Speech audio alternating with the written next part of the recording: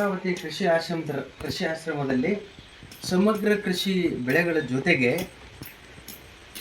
ಚಿಕ್ಕು, ಮಾವು, ತೆಂಗು, ರೇಷ್ಮೆ, ಬಾಳೆ, ಶ್ರೀಗಂಧ, ಗೋಡಂಬಿ, ನುಗ್ಗೆ, ತೆಂಗು, ಸಿರಿಧಾನ್ಯಗಳು, ಆಹಾರ ಧಾನ್ಯಗಳು, ತರಕಾರಿಗಳು, ಈ ಬೆಳೆಗಳ ಜೊತೆಗೆ ಈ ಎಲ್ಲ ಜೈವಿಕ ಕೀಟನಾಶಕಗಳನ್ನು ಮತ್ತು ಎರೆಹುಳ ಗೊಬ್ಬರಗಳನ್ನು ತಯಾರು ಮಾಡ್ತೀನಿ. ಅವು ಯಾವ್ಯಾವು ಅಂತಂದ್ರೆ ಬೀಜಾಮೃತ, ಜೀವಾಮೃತ, ಪಂಚಗವ್ಯ, ಸಸ್ಯಜನ್ಯ ಕೀಟನಾಶಕ, ಎರೆಚಲ, ನಿಮ್ಮಾಸ್ತ್ರ, ಬ್ರಹ್ಮಾಸ್ತ್ರ, ಅಗ್ನಿಸ್ತ್ರ, ರಸಬಳ್ಳಿ ಕಷಾಯ, ಹುಳಿ ಮಜ್ಜಿಗೆ, ಬೆಳ್ಳುಳ್ಳಿ, ಎರೆಜಲ, ಬೇವಿನ ಎಣ್ಣೆ, ಶುಂಠಿ ಅಸ್ತ್ರ, ಗೋಕೃಪಾಮೃತ, ಗೋನಂದಾಜಲ, ಅವು ವೇಸ್ಟ್ ಡಿಕಂಪೋಸರು, ಸಾವಯವ ಕಳೆನಾಶಕ, ಬೇವಿನ ಹಿಂಡಿ, ಬೇವಿನ ಎಣ್ಣೆ, ಅಜೋಲ, ತಿಪ್ಪಿ ಗೊಬ್ಬರದ ಮೌಲ್ಯವರ್ಧನೆ, ಸಾವಯವ ಯೂರಿಯಾ, ಗೃಹಜನ್ಯ ಗೊಬ್ಬರ, ಜೀವಚೈತನ್ಯ ಕಾಂಪೋಸ್ಟು,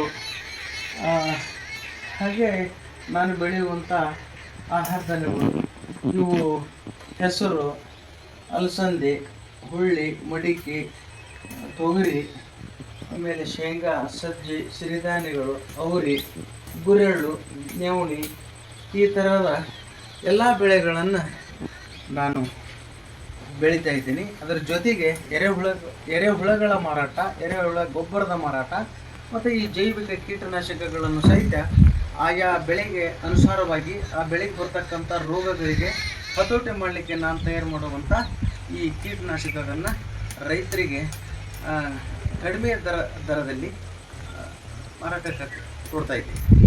ನಮಸ್ತೆ.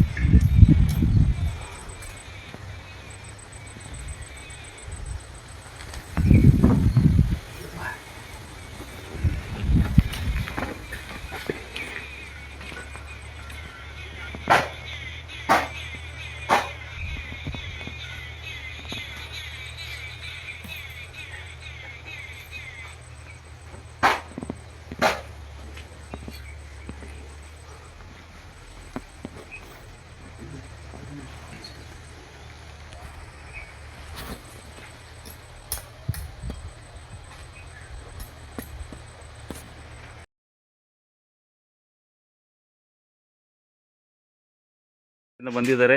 ತಾವಿಲ್ಲಿ ನೋಡ್ಬೋದು ಜನ್ರೇಷನ್ ಆಫ್ ಫಾರ್ಮಿಂಗದ್ದು ಎರೆಹುಳ ತೊಟ್ಟಿಗಳನ್ನು ಇಲ್ಲಿ ಇಟ್ಟಿದ್ದಾರೆ.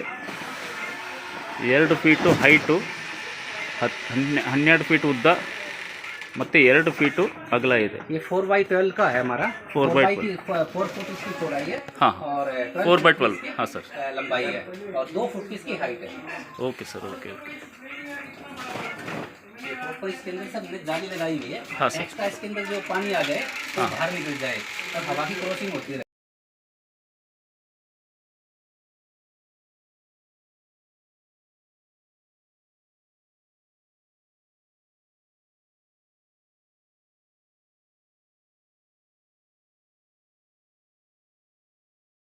ಫ್ರೆಂಡ್ಸ್, ಇವತ್ತಿನ ದಿವಸ ನಾವು ಪಂಜಾಬ್ದಲ್ಲಿ ಲುಧಿಯಾನಾ ಪ್ಲೇಸಲ್ಲಿ ಸಂಗು ರಿಸಾರ್ಟ್ಸಲ್ಲಿ ಇದ್ದೀವಿ.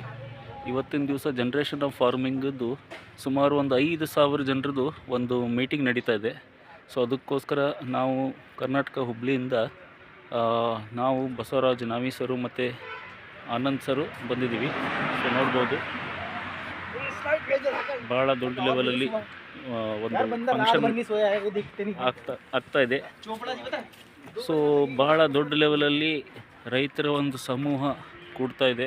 ಅರೌಂಡ್ ಒಂದು 500ರಿಂದ 1000 ಜನರು ರೈತರು ಸಮೂಹ ಮಾಡಿಕೊಂಡು ಆರ್ಗ್ಯಾನಿಕ್ ಫಾರ್ಮಿಂಗು ಮತ್ತು ಎರೆಹುಳ ಗೊಬ್ಬರದ್ದು ಪ್ಲಸ್ ಇದ್ರದ್ದು ವೇದ ಆರ್ಗ್ ಅಂಥೇಳಿ ವೇದ ಲ್ಯಾಬ್ ಅಂತ ಮಾಡ್ತಾಯಿದ್ದಾರೆ.